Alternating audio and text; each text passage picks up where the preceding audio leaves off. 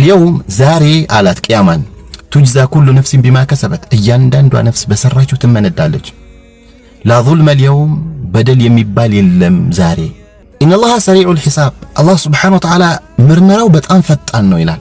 ለምን በፍርድ ቀን ራሱ ሰዎችን ፍርዳቸውን ውሳኔያቸውን ማጓተትን በሉት ማስተጓጎል በደል ስለሆነ አላህ ከእንዲህ አይነት ስራ እንኳ የጠራ ነው አይደለም። ከፍርድ ቀን በፊት መልአክት ልኮ ሰዎችን ሊያስደበድብ ሊያስቀጠቅጥ ይቀርና አላህ ከእንዲህ አይነት አምባገነን አይደለም ማለት አስቀያሚ የሆነ ያገዛዝ ስርዓት የጠራና የጸዳና የላቀ ነው። እንግዲህ ይሄ ምን ያመለክታል? የቢዳ አካላቶች የቁርአንና የሐዲስ ማስረጃዎችን ምን ያክል በራሳቸው አስተሳሰብ እንደሚጫወቱባቸው ያሳያል። ኢነላህ ሰሪዑል ሒሳብ አላህ ሱብሓነሁ ወተዓላ ምርመራው በጣም ፈጣን ነው ይላል። ለምን በፍርድ ቀን ራሱ ሰዎችን ፍርዳቸውን ውሳኔያቸውን ማጓተትን በሉት ማስተጓጎል በደል ስለሆነ ይህንን ሐሳብ ያመጣው ለምንድነው?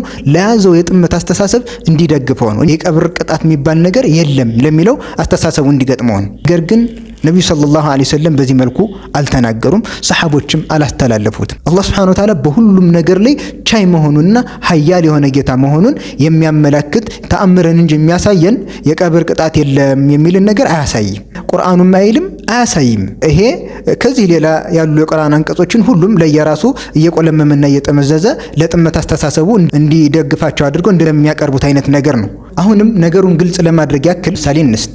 ለምሳሌ ለዚህ ግለሰብ አባቱ ምን ይለዋል? ልጄ ይለዋል። የኔ አባቴ እንደዚህ ብሎኛል ብሎ የሆነ መልእክት ሊያስተላልፍለት ነው። ምሳሌው ግልጽ እንዲሆን ስም እንስጣቸው። ልጅ የዚህን ግለሰብ ስም እንውሰድ። ልጅ አብዱል ጀሊል እንበል፣ አባት አብዱራህማን እንበል፣ አያት አብዱራሂም እንበል።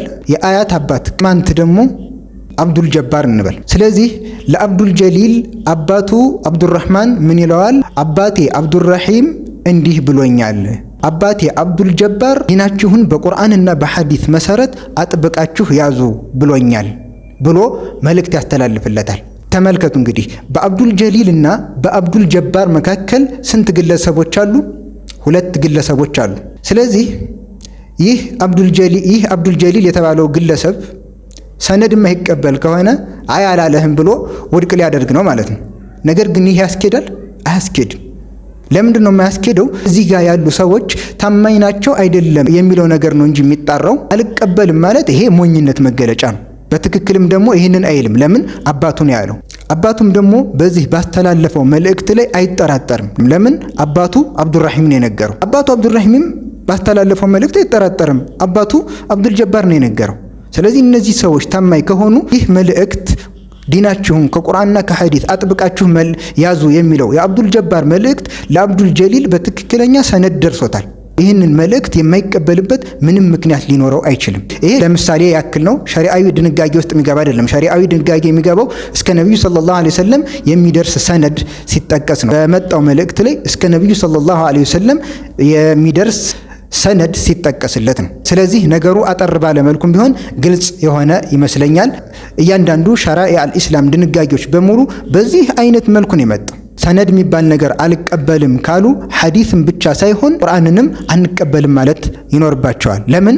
ቁርአንም የመጣው በሰነድ ነው። ለምሳሌ እኔ የቁርአን ትምህርት ግንዛቤው ሳይኖረኝ ቁርአንን ከፍተው ቢሰጡኝ ምኑን ከምኑ ላደርገው ነው? በጭራሽ ሊገባኝ አይችልም። ነገር ግን ሼህ ጋር አስተማሪ ጋር ሄጄ ቀራሁት፣ እንዴት እንደሚቀራ አስተማረኝ። ያንን አቀራር ይዤ እንትን አልኩ። ያ ሼህ እስማን ያስተማረው ሼኹ፣ ያ ሼህ እስማን ያስተማረው ሼኹ፣ እከሌ ከከሌ እከሌ ከከሌ እከሌ ከከሌ። በዚህ አይነት መልኩ ነው የመጣው። በዚህ አይነት መልኩ ነው ቁርአንም የመጣው። ስለዚህ ቁርአንም እከሌ ከከሌ እከሌ ከከሌ በሚል አመጣጥ ነው የመጣው። ሐዲስም እከሌ ከከሌ እከሌ ከከሌ በሚል አመጣጥ ነው የመጣው። ነገር ግን አመጣጡ ሁለቱም በሰነድ ቢሆንም ልዩነት ግን አላቸው። ቁርአን የመጣው ሙተዋቲር በሆነ ዘገባ ነው። ሐዲስ ደግሞ ሙተዋቲር የሆነም አለው፣ ከሙተዋቲር ውጭም የሆነ አለው። ነገሩን ላለማስፋት ኢስናድን በተመለከተ እዚህ ጋር እናቆመዋለን። በሌላ ቪዲዮ ላይ ሰፋ ያለ ግንዛቤን የሚሰጥ ቪዲዮ ይዘን እንመጣለን ኢንሻአላህ። በቀጣይ ቪዲዮ ላይ የቀብር ቅጣት በቁርአን በሐዲስ እንደተጠቀሰ በዝርዝር እንመለከታለን። ወሰላሙ አለይኩም ወራህመቱላሂ ወበረካቱ።